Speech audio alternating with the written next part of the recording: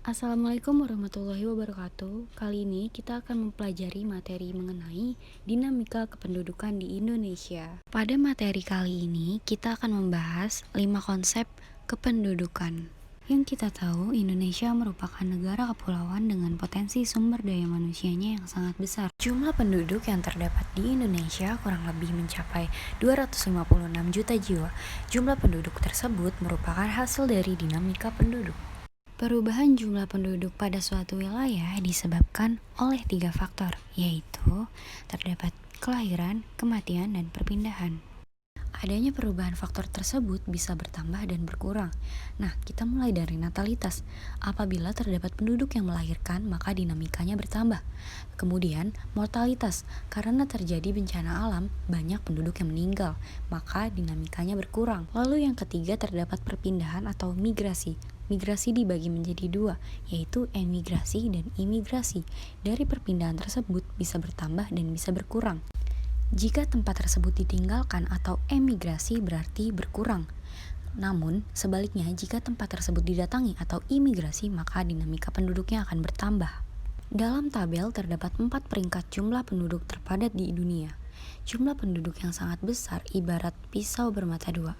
Mengapa? Karena di satu sisi bisa menjadi keuntungan bagi negara dengan jumlah penduduk usia produktif yang berlimpah, namun di sisi lain bisa menjadi kerugian bila jumlah penduduk yang besar itu memiliki kualitas yang rendah. Persebaran atau distribusi penduduk adalah bentuk penyebaran penduduk di suatu wilayah atau negara. Apakah penduduk tersebut tersebar secara merata atau tidak? Nah, kepadatan penduduk terdapat indikator perbedaan sumber daya yang dimiliki dalam suatu wilayah. Wilayah yang memiliki sumber daya lebih banyak akan cenderung dipadati oleh penduduk. Wilayah yang penduduknya jarang menunjukkan pembangunan belum rata ke berbagai wilayah. Kondisi yang persebaran penduduk belum rata sebuah permasalahan tersendiri bagi pelaksanaan pembangunan. Maka dari itu, perlu dilakukan upaya pemerataan pembangunan yang seimbang. Salah satunya itu untuk memeratakan jumlah penduduk di Indonesia, yaitu migrasi. Mari kita simak peta persebaran penduduk di Indonesia. Terdapat peta pada tahun 2010, peta yang berwarna merah adalah Pulau Jawa yang menunjukkan pada wilayah tersebut sudah terjadi kepadatan penduduk. Peta yang berwarna kuning artinya sudah ada tanda-tanda bahwa penduduk itu akan padat, sedangkan yang berwarna hijau terdapat di Kalimantan dan Papua, artinya pulau tersebut masih jarang penduduknya. Pada peta tersebut menunjukkan bahwa persebaran di Indonesia belum merata. Komposisi penduduk diperlukan dalam suatu negara karena dapat dijadikan dasar pelaksanaan pembangunan. Komposisi penduduk dikaji dari berbagai alasan, antara lain setiap penduduk pasti memiliki usia dan jenis kelamin yang berbeda, sehingga memiliki potensi dan kemampuan yang berbeda pula. Kita akan membahas komposisi penduduk berdasarkan usia. Permasalahan dalam komposisi penduduk apabila jumlah penduduk dengan usia di bawah 15 tahun dan usia di atas 65 tahun jumlahnya lebih besar dibandingkan usia produktif, hal tersebut dapat menyebabkan penduduk usia produktif menanggung hidup seluruh penduduk usia non-produktif. Komposisi penduduk berdasarkan jenis kelamin. Jika dilihat dari gambar grafik dalam suatu daerah, komposisi penduduk banyak terdapat jenis kelamin laki-laki. Jadi, komposisi penduduk sangat dibutuhkan sebagai dasar pengambilan keputusan atau penentu kebijakan.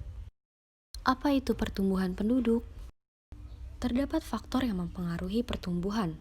Di antaranya, kelahiran dan kematian disebut faktor alami, sedangkan kematian bersifat mengurangi jumlah penduduk, serta migrasi yang bersifat menambah disebut migrasi masuk atau imigrasi, sedangkan migrasi yang bersifat keluar yaitu emigrasi.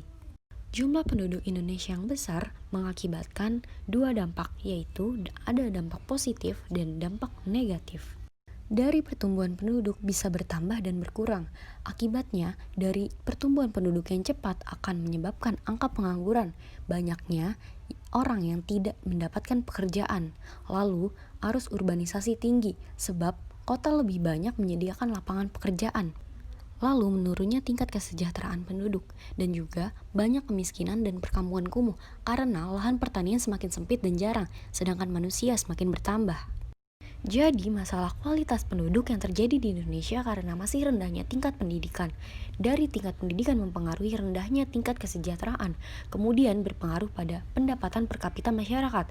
Rendahnya pendapatan per kapita masyarakat menyebabkan orang tua tidak mampu menyekolahkan anaknya, sehingga banyak anak yang putus sekolah atau berhenti sekolah, sehingga dapat menimbulkan pengangguran dan kejahatan atau masalah sosial lainnya.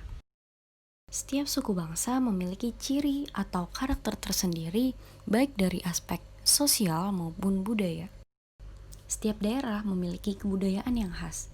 Keragaman budaya tersebut dapat diketahui melalui bentuk-bentuk rumah adat, tari daerah, baju adat, dan upacara adat. Indonesia kaya akan budaya dengan terdapatnya wujud keanekaragaman budaya bangsa kita yang tersebar di setiap provinsi. Hal yang paling konkret adalah adanya rumah adat di setiap daerah provinsi. Berikut ini beberapa tabel contoh rumah adat di setiap daerah di Indonesia. Berikut ini ada 2 contoh pakaian adat dari daerah Indonesia. Tarian pada setiap daerah memiliki ciri khasnya tersendiri, biasanya memiliki makna dan simbol tertentu yang terkandung di dalamnya. Nah, tari ini merupakan aspek untuk mengungkapkan perasaan melalui gerak. Sekian materi yang disampaikan, kurang lebihnya mohon maaf. Wassalamualaikum warahmatullahi wabarakatuh.